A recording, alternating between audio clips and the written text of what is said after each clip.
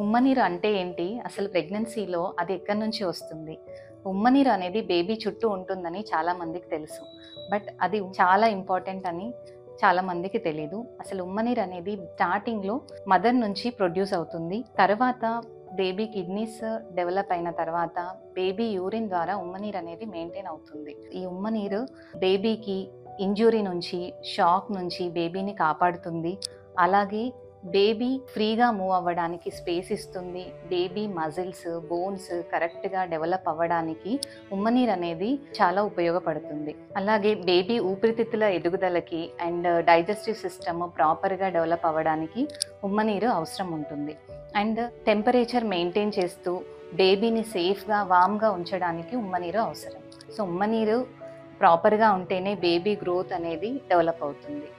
So, ఉమ్మనీరు తగ్గితే ఏం problems ఉంటాయి? ఉమ్మనీరు పెరిగితే ఏం ప్రాబ్లమ్స్ ఉంటాయి? అనే దాని గురించి నెక్స్ట్ వీడియోలో డిస్కస్ చేద్దాం. Thank you.